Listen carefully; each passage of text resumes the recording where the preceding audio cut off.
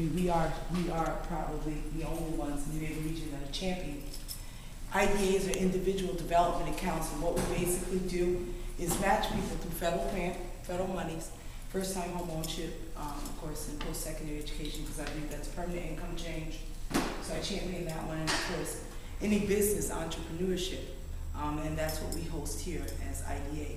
With that, we're teaching people to be homeowners, and that's where all of you become quite valuable in facilitating the home purchase. I'm so glad to have you here, but please carry that message with you, that we do in fact have funds that are going to help potential homeowners, first-time homeowners, and would welcome any referrals that any of you have into our program for that. So that's one of the things I wanted to share with you.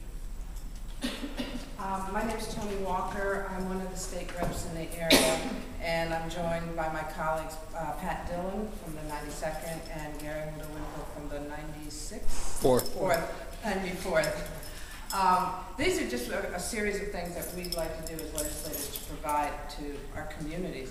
Some support, trying to come up with some solutions and maybe some options for people in home ownership. And hopefully we have another forum later on about healthcare and about housing and jobs.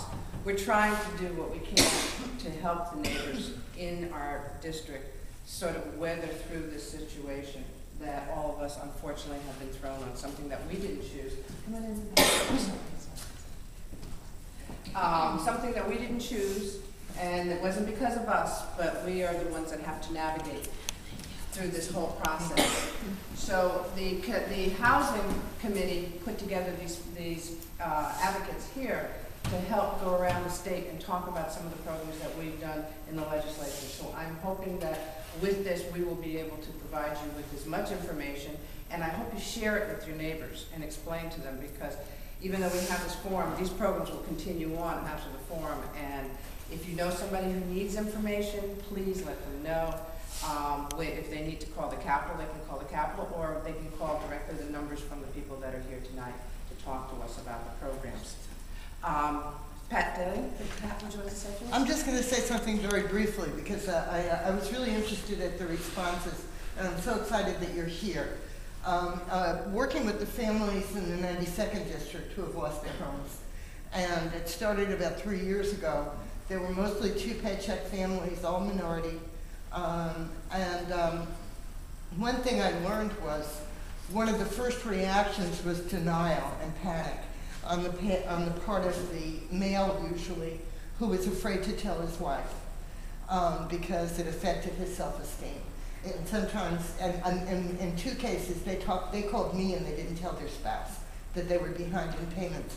So one of the things, I'm excited that you're here, but I don't see, and I think it's wonderful that Representative Walker and Amos Smith have done all the heavy lifting to put this together. But I hope this isn't the end of it. Because if there's one thing I learned, either from the families themselves or from the responses I got, because I put a little invite on Facebook, is that folks react by terror and panic, and they hope it'll get better and go away, and they just keep delaying. And so the more information, the better, but we're going to have to do a lot of outreach. So what you're doing tonight is a really important first step, and it's not the end. No, I'm fine. I would just echo what Pat and Tony have said, and I think the information is more important than anything that I can say. He's covering this for the independent, so just in case he's not reading his Dual duty. Is that a flip? Huh? Is that a flip? And I'm with the Connecticut Housing Finance Authority. And I just want to echo what your delegation has said. Thank you for coming out in this weather. Thank you for those of you who are Yankees fans for maybe missing part of a game if it hasn't been postponed because of the weather. But you really have in this room a great number of resources. You have key individuals and organizations that are here to assist. So we ask that you take the information. We've made lots of copies and share this. That's the best thing that you can do. You're going to get information tonight to help yourself as well as help a neighbor or a friend. And I just want to talk a little bit about the programs that CHFA offers.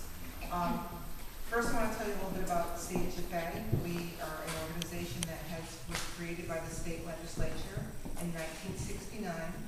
And what we primarily do is, our major business is helping first-time home buyers get their house. And we've helped over 110,000 people get their homes. We also provide financing to help build affordable rental housing throughout the state. And when I say rental housing, we're talking about 40 units, 60 units, 150 units, and it could be family, individuals, and the elderly. So I have been in the mortgage banking business for over 33 years. When I was younger, I didn't need these. My hair was parted in the middle, and it's much longer.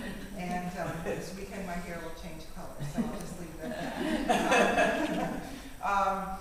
But we are in really a new, in a situation that I have not seen in my 33 years. When I first started in this business 33 years ago, there was only one kind of mortgage, and it was a fixed rate mortgage. You got a loan, it was 30 years, it was a fixed rate.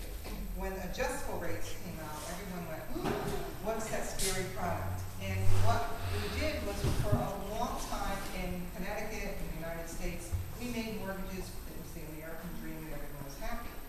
But what happened, excuse me, about 2004 and 2005 is there was a, how did we get here? There was a group of loans that came out that were what we call a subprime loans. And there are questions as to whether, how these loans were sold in packages. So you had first-time home buyers, and CHFA offers rates to first-time home buyers right today at 4.75% for 30 years.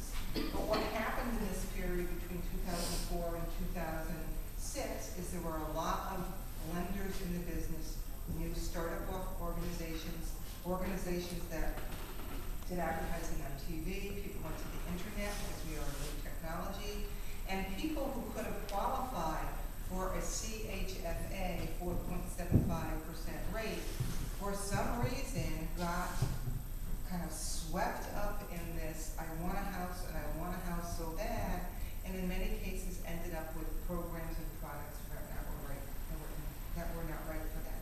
You can't fix that, that's in the past. We now have a state situation. What we're seeing at CHFA is individuals and families are losing their jobs, they're maybe losing their second jobs. Now, I'm not here to tell you what you don't already know and you don't already feel, because we're all feeling it when we go to the grocery store, we fill up our cart tank.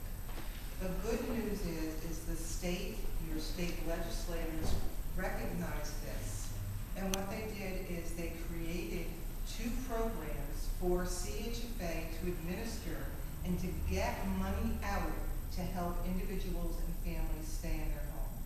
Now, in the time that I have, and I would be more than happy to stay, I will give you my personal line at CHFA, because I can talk about this for hours. And to really do a good job, I need to know your individual situation.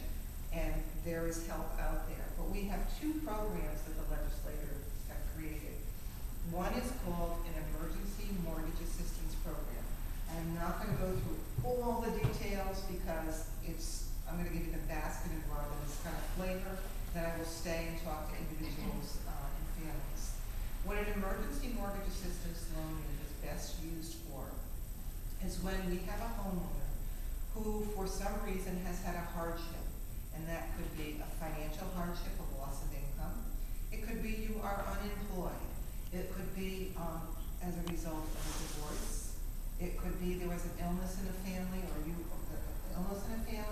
or just an illness that you had to cut back on your job. If there's been some kind of hardship, we look at that and we say, why are you late on